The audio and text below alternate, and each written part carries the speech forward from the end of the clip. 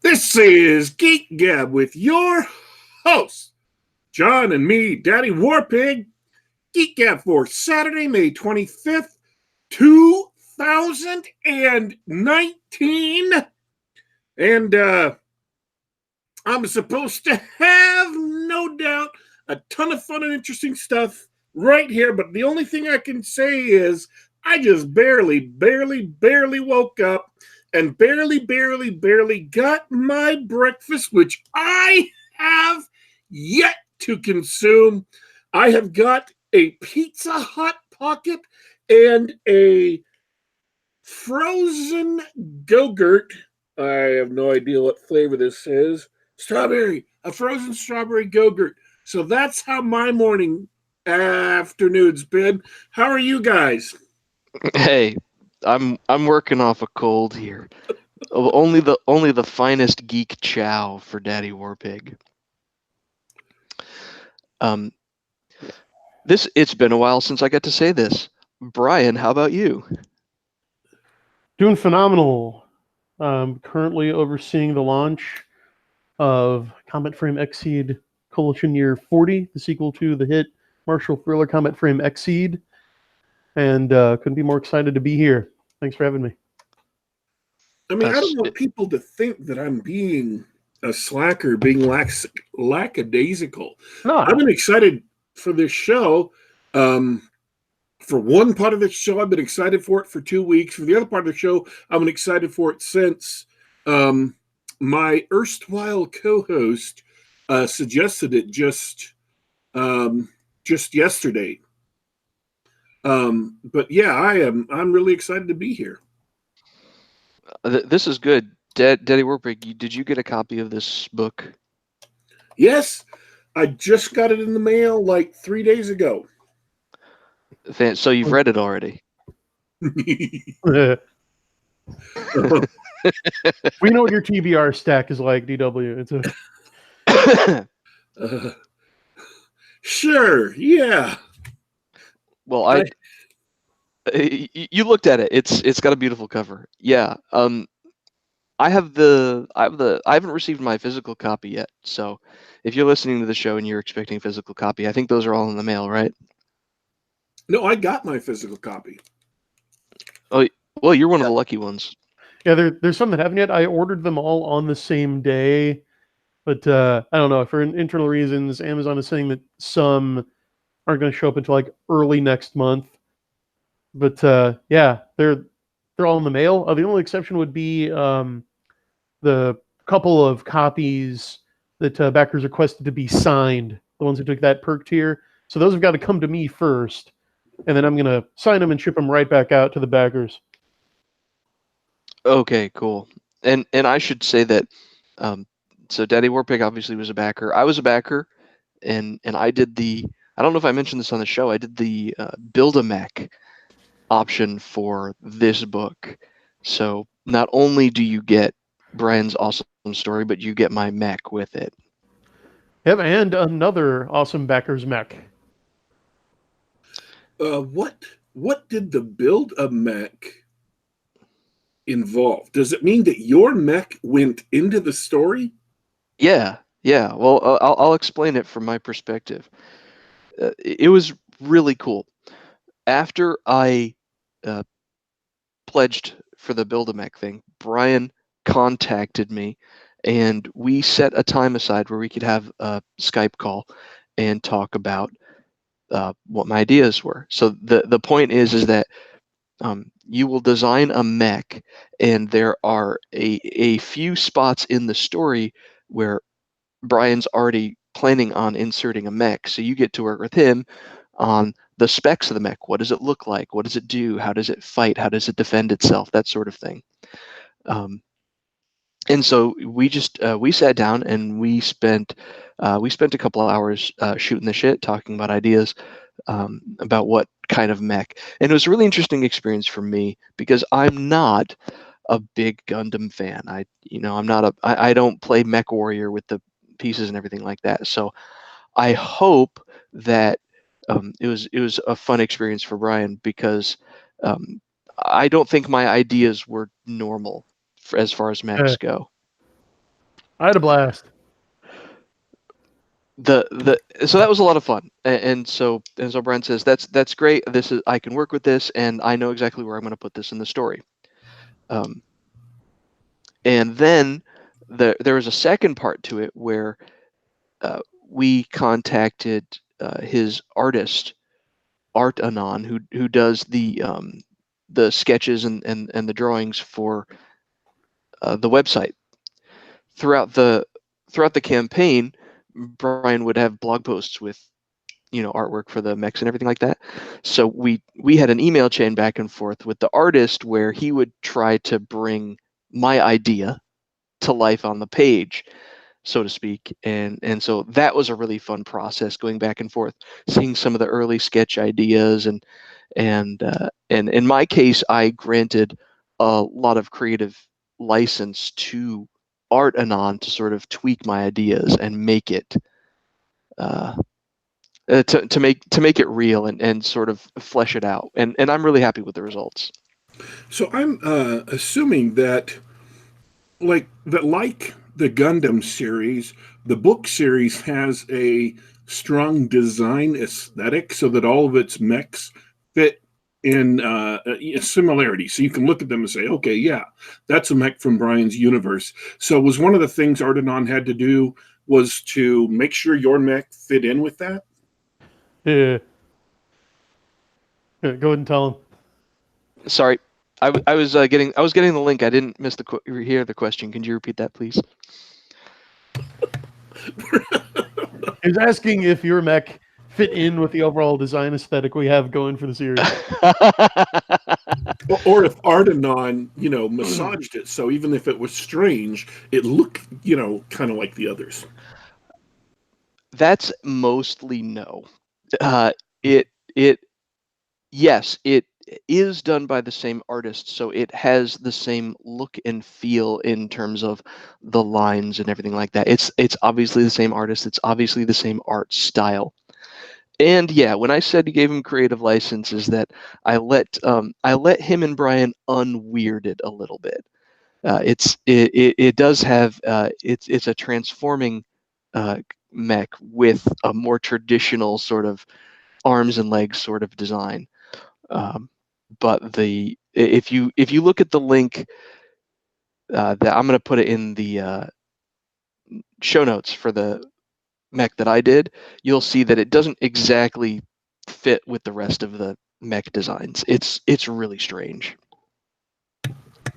I had a really, really, really, really good question, and my mind just said, I'm sick of this. I'm not asking it.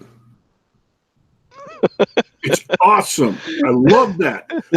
When your brain just says, I've had enough of this manual labor. I'm not doing anything. Well, that was the way it was from my experience building the mech and everything like that. But I'd really like to know what you think, Brian, from your perspective, because obviously you were happy with the result and you put it in the book. I have since read about 3/4 of the book and confirmed that it's in there. But what did you think? Oh, I thought you knocked it out of the park. I particularly love the part where you stood back and said, that design feature would fit in perfectly in the Soul Cycle. Something completely horrifying. So I live for moments like that. Yeah, I don't want to spoil it for people who haven't read the book yet, but yeah, it was one of those things where we were talking about, this is the design. It sort of looks like a giant space tick, which is really weird, and that rolled out of the basic concept was, okay, so what if this was a mech designed to harvest minerals from an asteroid, right? And so it doesn't look like a standard arm and legs humanoid thing. And we talked about like what weapons that implied and what defense mechanisms that implied, and Brian took it a step further to something absolutely horrifying. Which is it safe to spoil, or should I save that feature? No, go ahead. The mech would be able to harvest minerals and metals and things from asteroids to help rebuild its systems, but it would also be able to harvest organic matter to for life support systems for its pilots, and that may include pilots of opposing mechs, for example. Just harvest those organic materials after defeating it in combat. And that's when I sat back and said, that's that, and that was Brian's contribution. I'm like, that's disturbing, man. That belongs in the Soul Cycle. That's really fucked up. Yeah, and it gets even better because it uses like a nanite-laden nutritive gel to do it. It actually breaches and injects this fluid into the opposing mech's cockpit, and so it can break down the physical structure of the enemy pilot, but then also your entire mech is made of artificial diamond, right? The entire volume of which can also double as logic crystals. So the whole thing is like a giant supercomputer at the same time, with enough memory to store like all the contents of a human nervous system, like all the memories and data and personality. So as needed, the pilot of your mech can reconstitute formerly digested people, or at least just parts of them, like just the nervous system, and have like the brain and spinal column and eyeballs floating there, like for later interrogation or as needed. And then just dissolve it again. See, this is why Brian's the horror writer and I just host a show. And co-design awesome mechs. That's absolutely. So yeah, so that's the cool thing. If you're thinking about ever doing something like that in future books, Daddy Warpig, you should definitely, or someone listening should definitely do the Build-A-Mech, because he'll take your idea and Niemeierize it. Great. Now we have another new word associated with my fiction. I dig it. Niemeier fiction. This is a little bit. Do you think this is kind of the way of the future for indie authors? Are we talking about crowdfunding and then releasing on Amazon after the fact and kind of collaborating with readers? Well, yeah, just the collaborating with readers, just sitting down with readers and letting them help design part of the world. It's how I intend to do things, because I've been doing it since the Soul Cycle, and with XSeed figured, you know what? If you're good at something, never do it for free. I might as well start charging for this. But everyone who's built a mech for the series so far has just loved it. It's the one perk that's gotten the most rousing positive response, and I'm really grateful for that. And I've had the pleasure of everyone who's chosen the Build-A-Mech perk so far has had some great ideas and been a joy to work with. So yeah, I'm at least going to keep doing this. I definitely recommend other authors to give this a try. It's incredibly rewarding. I mean, I'm just intrigued by it. It's because this is what I found out on Twitter, that you're going to get more good ideas from the mass of people who follow you than you can come up with on your own. And it doesn't matter how smart you are or how talented you are. And if you're coming up with, let's say 10 or 12 good ideas in a day, you're still going to be outnumbered. All those good ideas from your followers are going to way outnumber them, because they outnumber you by, thousands or tens of thousands to one, depending on who you are, or hundreds to one or whatever. And collectively, they're more creative than you're capable of being, even if you're really talented. And so the thought of tapping into that creativity is just, I find that a really intriguing idea. Yeah, I recommend it. And leading Hispanic author John Delarose is in the chat. He says, I'm going to be writing my mechs into the books probably in about 2 weeks. If you design it, I'll put it in there.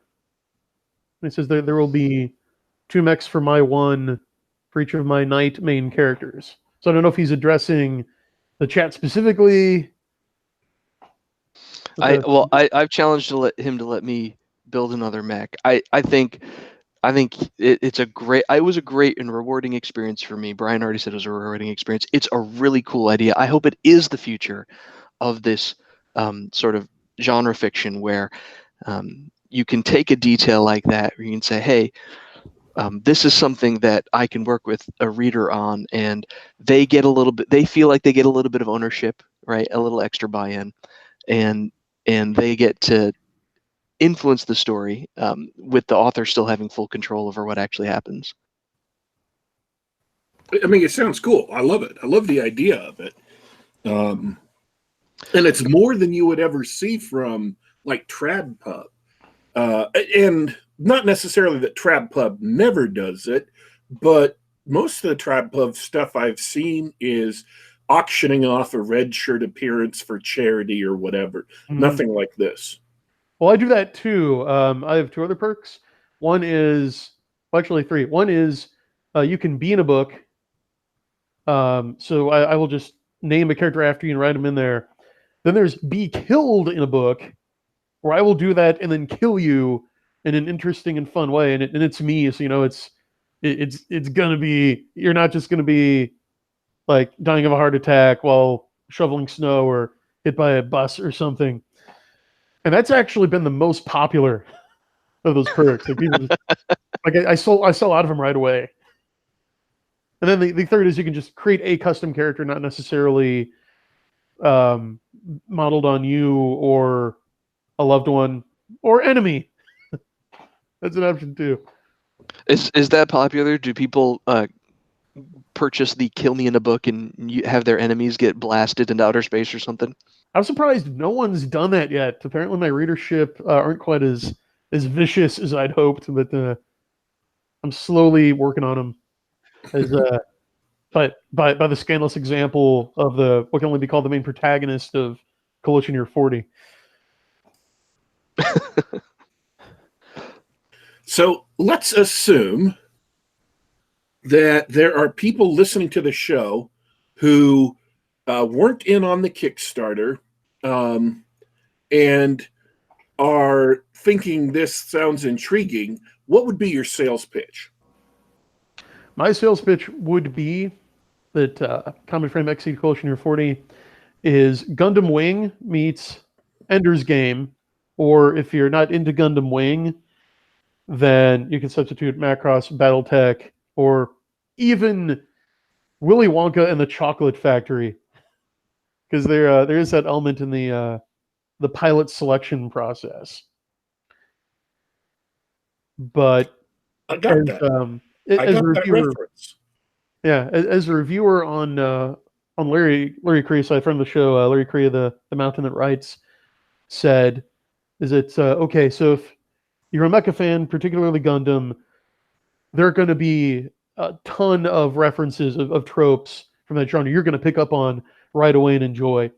If you're not a mecha fan yet, these books are well written enough that you just might be when you're done reading. I kind of felt that way after the first one. It was very heavy on the mecha combat, and the mechs themselves were characters as well as the pilots. Yeah. So the fight scenes did give me that sort of sense that I was rooting for the mechs itself. Coalition Year 40 is a lot more focused on the pilots themselves. So I don't get that strong sense of personality from the mechs, at least 3/4 of the way through the book. But that's where you say it's Ender's Game. It's definitely, this one's more about the pilots and their choices. Yeah, it's more the human drama angle. And Coalition Year 40 was a book that you didn't originally intend to write. Well, it was, at least if I remember the last time you were on the show, it was the prequel or the background to the next book, and you said, well, this sounds so interesting, I need to write it. Oh, other way around. Common Frame XSeed was the background, Collision 40 was the first one I wanted to write, and then got into that line and realized, I'm going to need to go back and fill in some of this for many of the reasons that John just covered. Well, there's another parallel with Ender's Game. Supposedly, Orson Scott Card had to write Ender's Game before he wrote Speaker for the Dead. Oh, and you did the same thing in the Soul Cycle, where you also said that Soul Dancer was the first one you intended to write. Yep, I keep doing this, but it's working out. As long as you're producing good books that the audience likes, then hey, whatever works. Well, thanks a vote of confidence. But yeah, another unintended consequence of the writing process was that I'd originally wanted to make Coalition Year 41 book, but got into the actual writing of it, and it was starting to push the length limit a bit, and I was only like halfway done. I realized, you know what, I'm going to have to split this, both in the interests of time and page count, but also because I think I've told a complete story here. Like, I got to the point where I felt that the themes were resolved that I wanted to introduce, and I found there is this natural dividing line. So I'm splitting the Coalition Year 40 arc into 2 books, the first one of which is out right now. There's also 99 cents right now, folks, for your long car ride or airport layover this holiday weekend. And I've begun work on the second and final part of the CY40 arc, which I'm going to call Combat Frame XSeed Coalition Year 40 Second Coming. That's a mouthful. I'm going to abbreviate. But again, I'm following the tropes of like the Gundam series. Oh, they've got all the long names with multiple subtitles. Yeah, they do, because like Gundam Wing's full title is technically like New Mobile Report, Gundam Wing Miller's Report, or something like that. And it's like Mobile Suit Gundam Iron Blooded Orphans, and yeah, I'm sure I'm forgetting, or like Mobile Suit Gundam Seed, like, and then I forget the date, but then like the date Stargazer, and yeah. Let me ask you a question. Now, this is going to be kind of an abrupt change, but it's on the topic of writing characters and stuff. There is a new phrase. There is a phrase which is old that has become my new most loathed phrase in writing. And that phrase is character arc. Mm. I hate it. I want to burn it with fire. And let me tell you why. I think it's one of those words that everybody uses, but most people, not everyone, but most people don't really have a clear or strong idea of what it means on a technical basis. And then I think it's been used so much, and the assumptions behind the bad definition or the misdefinition or the unexamined definition have been so ingrained in, it's what I call a literary critic word. It's not a word that was really developed by writers for writers. It was a word developed by literary critics so they could be pompous when they're discussing writing instead of actually illuminating what the book was really about. And there's a lot of that. There's a lot of those theories like, oh, people don't sit around telling each other things they already know, so you shouldn't do that in your book. And I'm like, baloney! People sit around telling each other things they already know all the time. Have you ever heard someone discussing sports? Have you ever heard someone discussing politics? Have you ever heard people arguing about the causes of World War I?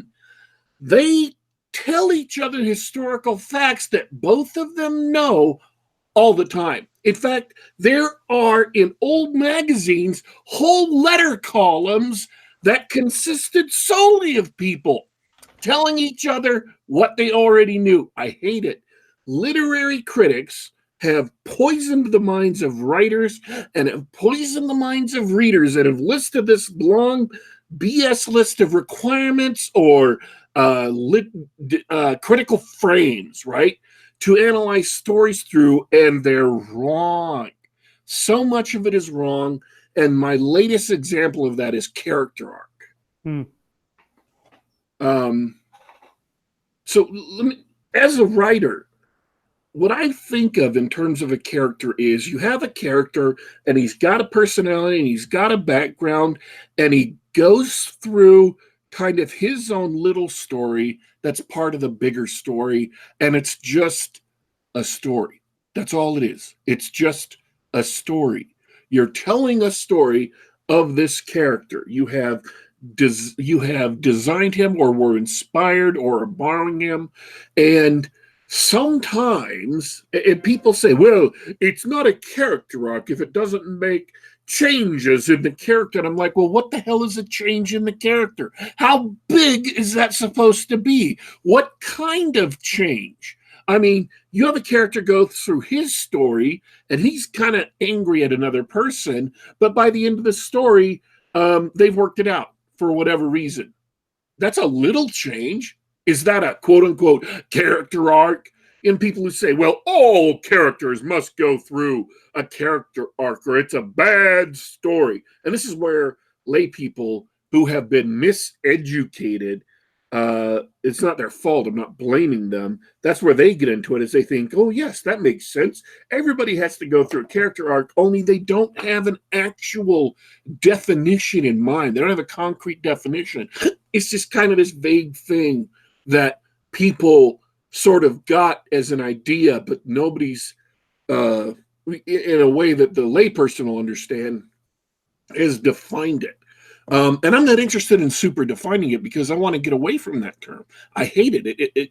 I loathe this murky, nebulous kind of terms and concepts writers have to work with and have to think that their work has to live up to these arbitrary external specifications or they're not writing a good story. I mean, there's a meme, right? The meme goes, and I'm going to edit this for the family because we're a family PG show. It's forget your nonsense, fun things are fun. That's what a story is. If you don't have to have anything, as long as the story works. And the more you strip off these external constraints, and I'm going to get real deep literarily here, Procruste's bed. The Procruste's bed. It's where in I believe Greek mythology, where there was a giant who, if you were too short for his bed, he would put you on the rack, which is a torture device, and stretch you until you fit. And if you were too tall for his bed, he would chop off bits of your legs until you fit. It's all a metaphor, or at least it's become a metaphor, for trying to mutilate your work as an artist in order to fit arbitrary external constraints. And so I think that all of these literary critic-inspired rules and limits are an example of Procruste's bed, that they want you to stretch your story in different ways than it should go. They want you to chop up your stories in different ways that it should go. And you should just take all of these, like the Bechdel test, or the advanced hyper new Bechdel test, or even for people who are really good people who have sincere desires and sincere drives. They want to make sure their book is theologically correct with whatever religion they're an adherent to, and all of these other things. Just throw them away, because it is you and your idea of how people or characters work and what the story you want to tell on the page is, and just write the best story you can. Get some feedback, forget about the external constraints, then go on to the next story and try to do it better. You don't have to use character arc or whatever. Just write a story. See, I went off into a rant and then you triggered a second rant. I was like, wow, That's 2 rants. I'm making up for lost time. See, folks, you always get more than the price of admission on Geek Gab. So I guess my question would be, as a writer, do you think I'm wrong or right, or would you say that in a different way, or is there something I might be missing? I'm going to admit I'm intrigued because one thing you're definitely right about is that's just such boilerplate writing advice that it's become part of the scenery that you don't really even question. Like, oh, that grandfather clock's always been there, right? So while I do tend to take the conservative approach of asking why the fence is there before demolishing it, I really have to consider what you said because as Bradford Walker pointed out in the chat, James Bond and Conan don't have character arcs, but they're wildly successful. People love them. James Bond in particular has met with a great deal of pushback from fans over Eon Productions' recent attempts to change him. So I'm gonna have to say, I suppose it's what kind of story are you telling? I mean, if you were telling like this kind of intimate character study parable, then you might need one. So I mean, if the conflict and enjoyment of your story requires having a character arc and revolves around that, then yes, you need a character arc. But yeah, I'd have to agree that they're not always necessary, but at least have to go that far. Let me, and I absolutely do not mean this as an insult. There are specific people, of which I'm one, who are very analytical when it comes to stories and storytelling. As readers, they're analytical of what they're reading, and as writers, they're analytical of what they're writing. And I tend to think that stories are best when they're recognizably human, when they're just stories of people doing things and things happening to those people. And that you should get away from arbitrary, intellectualized, external constraints. Don't worry if you're in the pulp revolution. Don't worry if your story's pulp enough or not. Just write what you think is a good story. If you're part of the superversive SF movement, don't worry about whether or not your book is superversive. Just do it. And as far as Christians go, who are sincere people that want to make sure that their book is good and I mean morally good, uplifting and stuff. My response to them is, and always has been, that you as a Christian, if you are a good person inside, then your work will be good and you don't have to work at it. You don't have to assemble a checklist. And this is where I think it gets bad, really bad, is that character arc and all these other terms become a checklist that you have to go through to make sure your story fits. If you're a good person, then your work will be good. If you're not a good person, if you are too enamored of whatever, drugs or whatever, then your work's going to have problems. So don't worry about it. Don't feel guilty about it. Write the best story that you know how and just move on to the next one. Checklists are not necessary. And I think you'll be happier as a writer. I think your stories will be more natural. They will be more, they will be less artificial, less stilted. And I think you will reach a point where you can move audience members emotionally far, far easier if you're interacting with them in a naturalistic fashion than if you are following some checklist. And I'll be honest, I think that the checklists come from writers who are really, really scared. And I don't mean that in an insulting way. You want to be a writer. You want to tell stories. You want to publish your stories and get them out there and have other people read them and like them. And so you immediately start looking for, okay, how do I tell a good story? What's a good story like? How can I do what I'm supposed to do so it'll end up with a good story at the end of it. Again, I absolutely am not putting writers down. I completely understand that kind of impetus. But in doing that, you tend to accumulate these long lists of must do's, must not do's, whatever. And I really think that they end up getting in your way. I think they end up harming your own goal of writing good stories or writing good books. The more you can get beyond intellectualisms, the more you can get into the soul of what it means as a character.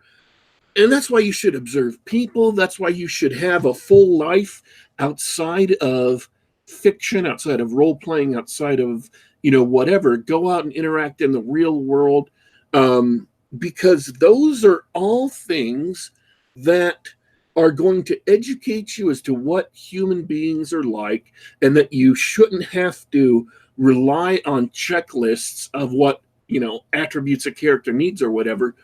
Just write your story. Don't worry about the checklists.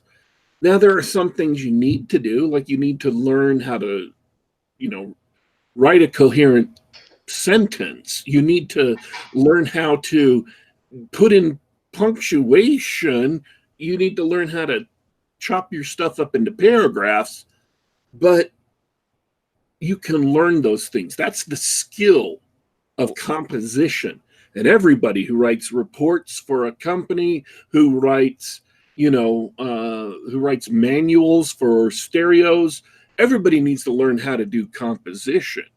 But writers, once you've learned composition and you know the rules and then you can break them, don't have to worry about that. It's all about putting together a good story and doing it as entertainingly as possible.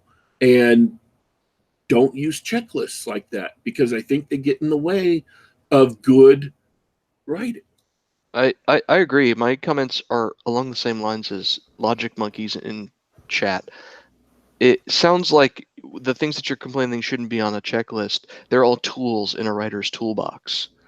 I can see in, speaking of Brian's book, Coalition Year 40, it's, like I said before, it's very much about the pilots. So having satisfying character arcs is going to be one of the tools necessary to bring that story along, because you've got a cast of characters who are all in developmental age of their lives, and there's an additional character who's more like a force of nature. I think a force of evil is a better word, but I'll leave the readers to decide, right? And so it's their decisions and how the situation and that force of evil changes them, right? It's going to be interesting to see how they achieve their goals while dealing with this monster.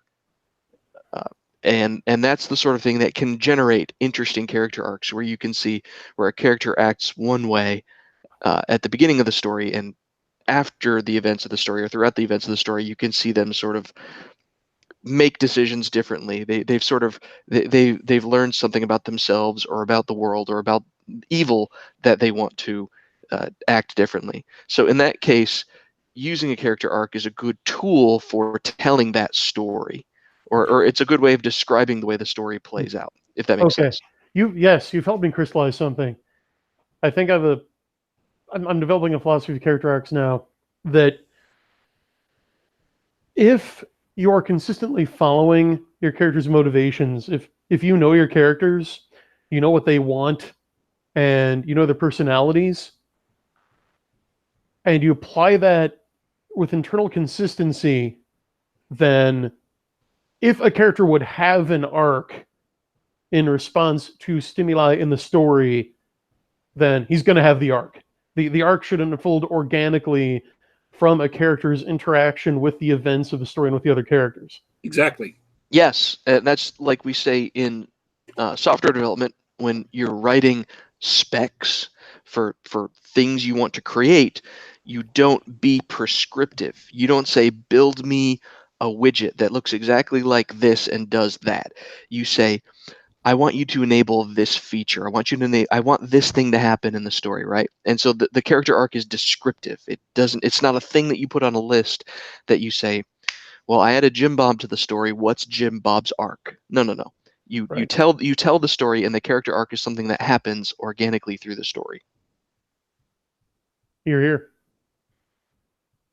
I just find that as I progress in my writing career, the checklist stuff, like the fundamentals stuff, right, which is important. It's vitally important to learn. Like DW said, the sentence and paragraph level skills, they used to be super important and in the forefront of my mind. And I would, not quite to the point of intellectual paralysis, but almost to the point of paranoia, just go over everything with a fine-tooth comb after I'd written it to make sure it conformed to these rules of writing I learned. But as I go along and I suppose gain confidence or gain skill, they're always there, but those rules recede in favor of other concerns, right? Just more immediate stuff. Like, is this satisfying to me and the reader? Is this character interesting? Exactly. Is it interesting? So I suppose it's more like jazz, and I think I've made this analogy before, but with writing, yeah, it's essential to learn the fundamentals and get enough experience so that you can break those rules in fun ways that work. I think that what you're saying about things arising organically from the story is the real key. Because at that point, you're focusing on who are these people and how are they interacting in the story. Here's another example of a higher level thought process. You're doing your background design, you're thinking about characters, and you've got two things, and you're trying to figure out how they fit together, and it's just not working. It may not be working because those two things should be separate. They shouldn't be one. And maybe you're thinking of a character and you're starting to write their background, but you realize, man, this is really complex. This is really complicated. I don't see how this is supposed to work out. I mean, I like all these ideas, and sure, when I thought of the character, I had put them all together, but man, this seems just really pointlessly labyrinthine. Well, maybe what's happening is that you're actually talking about two characters, and you need to recognize that and separate them out and make them two characters and write the story that way. I mean, there's a lot of things that are just kind of intuition. And I understand it may be strange coming from a person with my personality and background, but the more you depend on your intuition as a writer, the more you depend on, just feeling your way through the story, I think the better your story will be. Yeah, you've got to inform that intuition, right? You've got to give it the bedrock foundation to operate off of, or is a springboard, I suppose. But I mean, what is intuition? It's logic, but it skips steps. And yeah, the more experienced you get, just the more you write, the more intuitively these story elements are going to come to you. And yeah, I agree. By and large, you should trust it. You should trust your gut. Yeah, if it feels like it's not working, even if you don't know why, it's probably not working. You should take a look at it. If it feels like it is working and you don't know why, then probably it is working. Or at the very least, write the story that way and see how it comes out, and maybe share it with some other people and see what they think. Yeah, that's what beta readers are for. And again, as you've said before in the past about beta readers, you ask them, was any of this unclear and was any of it boring? Mm-hmm. You absolutely do not want people who will give you a literary checklist. You want people who say, I don't understand why he broke up with her at this point. It doesn't make any sense. I mean, she has this information that he needs and he truly loves her, and there doesn't seem like anything happened to make him break up with him. I just don't understand. It's confusing. Okay, that may be a clue as a writer. You need to go back and look at that. If you're trying to make them break up just because that's what's necessary for the next step in the plot, that's probably a bad idea. Yeah, or character arc. Yeah, so you might want to go back and say, okay, well, why would he break up with her? And then change his psychology as a character, change his motivations, change how he sees the world, and make something that would fit organically in him that would cause that reaction. I mean, if you need that to happen, you have to build the circumstances that lead to that so that it just happens as part of the story, and the audience is like, oh, okay, I see. Yeah, here. You want that kind of moment of clarity in the reader's head. Because I think it's telepathy. Yeah. Dude, we were going to also talk about John Wick 3, but before we do, I want to give you a last chance to shill your novel. Okay, greatly appreciated. Yes, so here it is, folks. The long-anticipated, long-promised sequel to the hit mecha thriller Combat Frame XSeed, where I take all of your favorite Japanese anime mecha tropes and kind of give them a spit shine and a polish. Run them through the more Western 3-act structure, pulpish ringer, and come out with something that I think, and my readers agree, is the best of both worlds. So, whereas in the first book, we set up the tyrannical coalition of space colonists that have dominated the Earth and turned the humans living on Earth into second-class citizens, and saw the beginnings of a full-scale military pushback against them in Coalition Year 40, named because it takes place 40 years after the events of the first book. We see the opposition of the coalition shift from military scale to insurgents, guerrillas, and partisans. In particular, a student group operating underground at one of the coalition service academies on Earth. And we see these young people caught up in this twisted kind of Willy Wonka game put on by these sort of the secret cabal opposed to the coalition that's been working behind the scenes for the last 40 years to bring this resistance to fruition. So I know a lot of you who read the first book came away just hating the coalition, thinking they're enemies of the human race. They need to be taken down a peg. Well, my goal of Coalition Year 40 is to set up an opponent to the coalition that will make you pity them. Not necessarily root for them, but yeah, John, I'm going to call on you here again. You had a similar reaction, right, in terms of your perception of the coalition in this book, because of this monster I've created to oppose them, right? Yes, you've created such a monster. There's a character that I earlier referred to as a force of evil. And if you thought the coalition were the bad guys, they are. They're not good people. They treat the people of Earth like worse than peasants. They're dogs. But they're not necessarily evil. This character, this character's evil, and he's not on their side. Yeah, and also, of course, giant robots and pilots getting in the giant robots and fighting each other. It's awesome. I'm about 3/4 of the way through the book myself, and it's definitely more character focused than the first XSeed, but that enhances the giant robot fights. The action's there. All right. Thanks for backing me up. So if you folks are interested in a mecha martial thriller that brings you new scenarios, new conflicts, new characters with the same flavor that you loved in the first book. Check out Coalition Year 40. It's on sale now for 99 cents. You can find the link below in the show notes. All right. So I saw John Wick 3.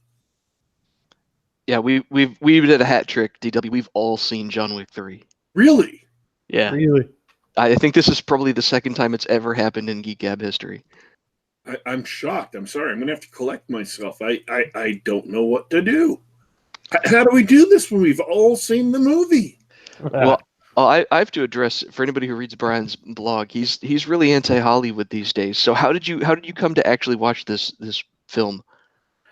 I did a lot of homework because my tagline is apparently "Don't give money to people who hate you," even though I stole it from Cerno, but I'm glad people associate it with me.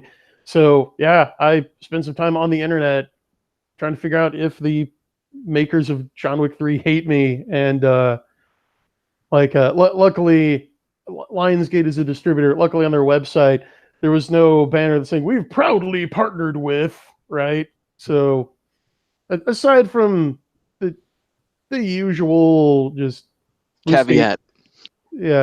Bubble dweller stuff, didn't find anything like hideously evil. And I know the director. He was, like, not personally, but he was a stunt coordinator on The Crow. I've followed his career for a while. He's a stand-up guy, so I fully support him. And I mean, Lionsgate started out as a sort of a spunky upstart little engine that could studio, so that they're certainly not like Warner or Disney. So I felt justified in supporting this product. All right, you didn't feel bad about it, and I know Daddy Warp. I saw this too. I know Daddy Warpig. You loved this film, didn't you? You absolutely loved every minute of it. Sure, and I'll be honest. You can sit there and pick some things apart with this movie. You can say, well, the plot has a hole here or whatever. I don't care because it was just awesome. They had action scene after action scene, all of which were completely different from each other and completely different from what went on in earlier John Wick movies. They just keep raising the bar on what you can do in action movies, and it's amazing. You see, and they didn't originate this term. The directors and who also wrote it didn't originate this term, but they call it gun fu, right? It's like kung fu, but you add in firearms. Yeah, that was way back in what's his name, John Woo. When Chow Yun-fat was when he and John Woo were making films, they coined the term gun fu. Right. Oh. So in this movie, you get to see how John Wick's gun fu can be used in many different situations, and all of them, for me, were breathtaking. And you can say, okay, well, this sequence wasn't as good as the others. Okay, yeah, that's true. It's not as good as the other stuff in this movie, but that's always going to be the case. Not everything's going to be equally good, but it's still not bad. I liked, in particular, the one that really stood out for me for being vastly different from what I had seen. And maybe people who have seen Hong Kong kung fu movies a lot will say, oh yeah, that's kind of like this particular fight from this particular movie with, Cynthia Rock or whatever. And I'm fine with that. That's okay. But man, that knife fight in the store, That was something else. That was just beyond. It was like something. They also made it funny. There was like something out of a Jackie Chan film.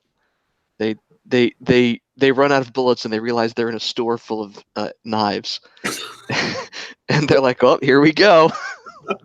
Let's just do this." Yeah. And then the scene with the scaffolding, like that sequence, made me turn to my buddy who was seeing it with him, saying, "Oh, yeah, well, they're totally paying homage to Jackie Chan," because I noticed homages to a bunch of different movies throughout this one. I don't know if you guys caught them.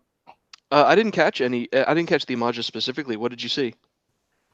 Oh, I'm trying to remember because I saw it way back on Tuesday. There were several times I was like, "Yep, I know where that came from. I know where that came from." So like the Jackie Chan stuff, I definitely picked up on. Continue talking. You might have to give me a minute. Yeah, Remember. the opening, I think the opening 30 minutes were the strongest. They opened up. Remember, at the end of John Wick 2, he is about to be hunted by all the assassins in the world, right? They put a hit on his head for an absurd amount of money. So it opens with him trying to escape New York City, and so it pretty much opens with probably the best action scene in the film. It involves, running, gunning, kung fu, the police. The police horses. There's horse riding involved, with all the tricks that you can imagine in that sort of action scene. And I remembered a big one, like in that same store sequence where he first breaks in there and breaks open the antique gun case, and he pulls out like that old, I think it's a Colt Navy revolver, and at first the cylinder is the wrong size for the ammunition, so he has to break down the gun and rebuild it. That's from The Good, the Bad, and the Ugly. They directly Oh, that scene wow. from it. I don't remember that scene. That was cool. That was a really cool scene. It was. It was awesome. And you're just, the guys are coming up the stairs and they're going to bust in any minute. I felt genuine tension. It's like, because in John Wick movies, yeah, he may survive without a gun, but he's going to be, really, really desperately pressed against the wall, even more so. And you're waiting to see if he gets this gun together. It was a perfect way to build tension that in lesser hands would have just been cliched and boring. But with these directors, it was like, no. Absolutely. Because it's Tuco who does it in The Good, the Bad, and the Ugly. I thought that Halle Berry did a very, very good job with her action scenes. Sort of a thankless job. Actually, a couple weeks ago, I saw, you can, much like Keanu Reeves doing 3 Gun, you can watch her practicing for the film, and so there's some clips on YouTube of Halle Berry doing 3 Gun at the range. It's really cool to watch. And I think it's kind of a thankless job. One of my minor complaints about the movie is that they had to drop in a few new characters that you kind of don't really care about. And so you've got a bunch of awkward exposition to sort of bring them into the story, including Halle Berry's character. But she was there for one thing and one thing only. And the beautiful set piece gun battle that basically takes place on a police canine training range, including the German Shepherds. Amazing animals. Perfectly trained. The stunts that they pull with the gun battles and the kung fu, and mixing the dogs in with the action, absolutely gorgeous scene. Got to cut in here. Those aren't German Shepherds, sir. Oh, those my are mistake. Malinois. Yes, of course they were the browner coat. I should have known that. Yeah, my dad is a retired policeman. And one of his buddies on the force was a canine officer who had a Malinois police dog like that. And one day we just stopped by his buddy's house, like to drop something off or something. And so I'm standing there in his front yard, and out of the corner of my eye, I just catch this flicker of movement. And then here is this like russet and black colored thing just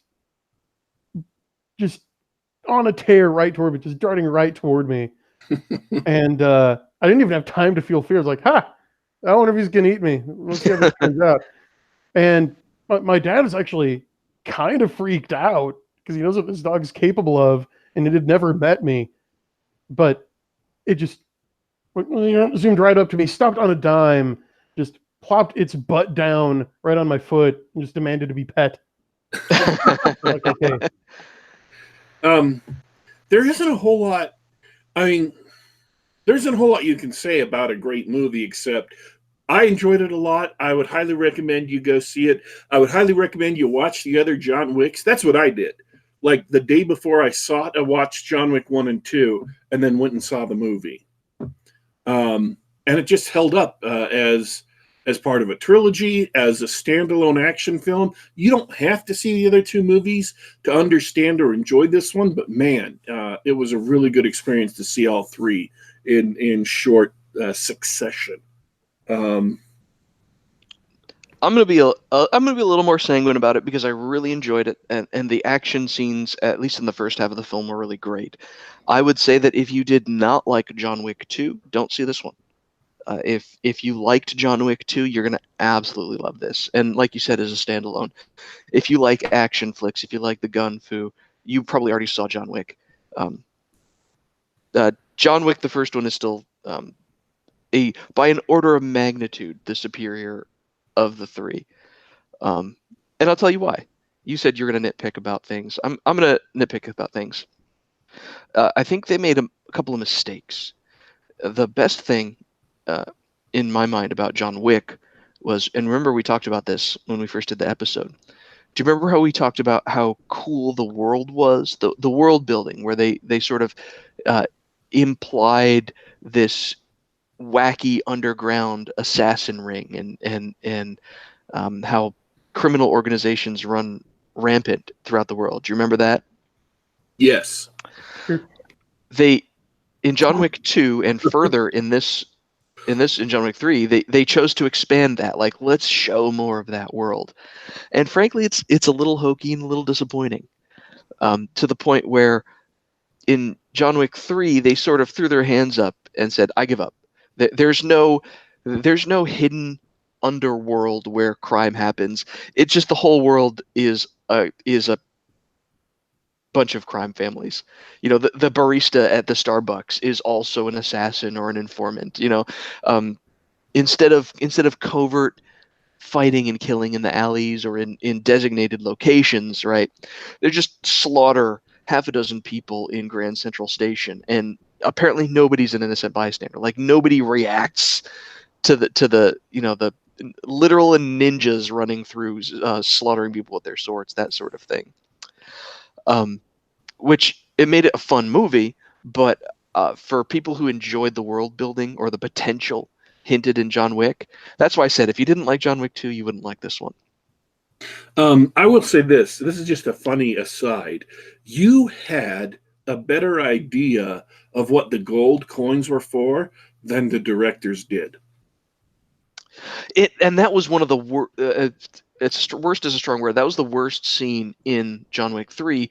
They actually are at a facility that mints the coins, and they had this character explain the purpose of the coins.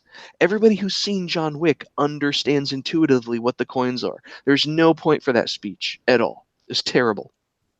I just remember when we were watching the show, or when we were doing the show, one of the things you said was, oh yeah, the idea that they have these coins that mark favors, you know, that you can do a favor for someone else or get paid for you doing a favor. That's what the gold coins are. I thought that's perfect. That perfectly encapsulates what those gold coins were. And then I watched interviews with the directors, part of their commentary for John Wick 2. I watched, you know, what processes they went through and stuff. And they also did some interviews in connection with the Honest trailer for John Wick 1. The two directors came on and then they did an interview. So I watched those on YouTube. And they didn't, at least at that time, they didn't have any grasp for what the gold coins were. Because they were asking him, well, what about this? What about that? And they were saying, well, you know, we figure they're this. And I'm like, John knew? John, my co-host, knew better than you guys. That's awesome. That's what was so great about John Wick. It implied this world, and you got everything you kind of needed to know about the world to make the story work and to hang these amazing action scenes on. Yeah. So, yeah, I really liked the movie. Maybe liked it more than, and I'm not saying Dorrinal's wrong. I'm just saying that I didn't care. Yeah, there's a couple of different people coming at this movie, and for the for the people who just enjoy the pure action scenes, they did awesome, right? Mhm. Well, I've got another nit. I think the fights at the end of the film were poorly choreographed, but just go back and remember the canine fight scene if you're worried about that. The fights in the latter part weren't as good as the fights in the first half. That is true. I actually really want to hear Brian's take on the world building thing. Where do you fall on that axis? Okay, well, first of all, I've got to agree that the fight scenes, especially in the first half, actually managed to top the first two movies, which I didn't think anyone could do. But if anyone can, of course, it's the creators of John Wick. So, yeah, in terms of just pure action, this is the best one. I was thoroughly entertained the whole time. I enjoy the movie. I'd recommend it. However, yes, it is in terms of like the craft and specifically the story structure that I've at least one major problem with this movie. And I think it has to do with the fact that they've now greenlit a John Wick Chapter 4. And this could have to do with my expectations going in, but I went in expecting to see this saga wrapped up. I was expecting closure. Because I believe as we talked about last time, part 2 definitely has it ends like the Empire Strikes Back did, right? You've got that low point, everyone's after him. So I thought, oh, this one's going to be like the rise from the low point to where the hero claims victory, right? And I'm not going to spoil anything, but I'll just say that it seems like because we do know now that there's going to be a part 4. Not everything gets tied up in a package here. It seems like, whereas with some movies, you see it and you say, you know what, that needed just one more script revision to just nail it to be perfect. I think they did one too many with this. I just in my head, I imagine that there's a prior draft of the script for this that did reach an actual conclusion, but then they got the call, okay, a dump truck full of money is inbound to the director's front yard, so he will do a 4th one. And they're like, okay, well, we got to stretch this out now. So it's not that it felt like there was filler in John Wick 3, but there was at least one subplot that just doesn't go anywhere and didn't need to be there. It was it broke the South Park rule. It broke the and then rule, because we had an entire and then story arc, and I will just identify it by saying like the desert story arc. Yeah. It doesn't accomplish anything. No, it doesn't. He's right back where he started immediately after it. It's too bad, because I think you're probably right. They said, let's just keep making money off of this, because I think, like you, I was expecting, I mean, in John Wick 1, in John Wick, it was like, okay, they won't leave me alone. I guess I'm back in. And that was sort of the theme of the second one, but I mean, by the end of the second one, you sort of get the idea that he's realized that he's going to have to go to the top and do something big, right?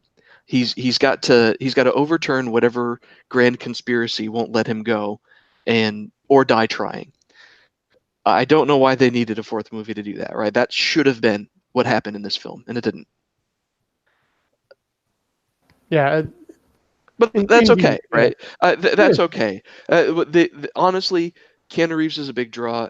He's a lot of fun to watch on the screen, so I don't blame them for keeping the character alive for another, or not wrapping up his main story for another. Actually, they did wrap up his main story at the end of the first film. They should just keep making films with different characters.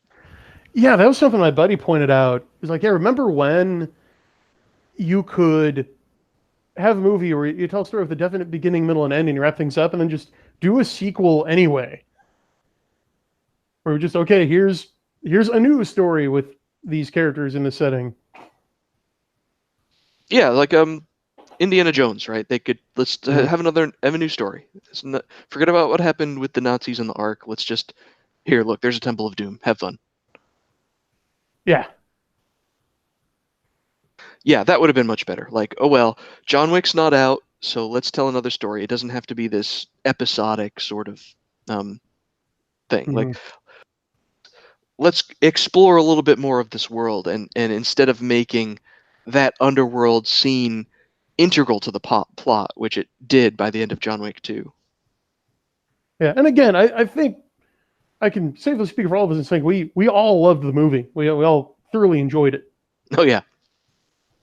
Yeah, it's just these are ways that they could have made it even better by ironically giving us less of it. I don't know, or at least not. At least wrapping up the trilogy before maybe starting fresh in the fourth one. Yeah, but you can hardly blame them. They're like, hey, Nah. we do great stuff. Audiences are buying the tickets. We can. Who cares if the narrative's shaky? We're gonna hang all these amazing fight scenes on it. Yeah.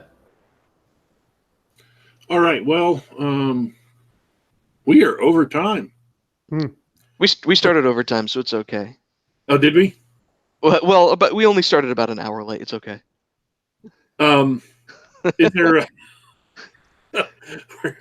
We're making up for lost time. That's it. We're not overtime. We're making up for lost time. Yeah, we're giving you professionals. We know what we're doing.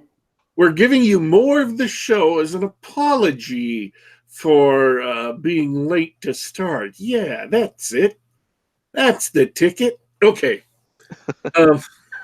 It's certainly not that YouTube backed a dump truck full of money up to Daddy Warpig's front lawn and demanded more Geek Gab. That's. Is there any last things before we take off, guys? Well, Brian, thanks for coming on short notice. I'm really glad to start reading that book. It's always good to have you on as the co-host. And additionally, thanks to the chat for hanging out. We had a lot of good people talking live tonight. It's always a pleasure to come and get with you guys and the chat. I wish I could do it more often. We'll definitely have to do this again. Oh, for sure. Is it my turn? Is this when I'm supposed to do something? Daddy Warpig, do you have any last words? Would you care? I will make a generous request of you, Daddy Warpig. Would you please add final thoughts and close the show for us? Like everybody else, I thank all the guys showing up in the chat. Had a great discussion today in the chat. So those of you who are listening to this show someplace else than live, go to YouTube and check out the chat. It's very illuminating, very interesting. And unfortunately, we didn't get to all the good comments that showed up in chat for the show, but it's worthwhile. And I also want to thank Brian for coming on to talk about his new novel. Definitely check that out. If you'd like big metal robots doing bad things, big metal human-piloted robots doing bad things to other big metal human-piloted robots. If you like that sort of thing, this book is absolutely what you're looking for. I just want to say that Geek Gab is available on YouTube at youtube.com/geekgab. We're available on SoundCloud. We're available on the Google Play Store, and we're available on the iTunes Store. Just do a search for Geek Gab, and you can listen to us any which way you want. We're leaving for today, but don't you worry. Don't you fret. We will be back.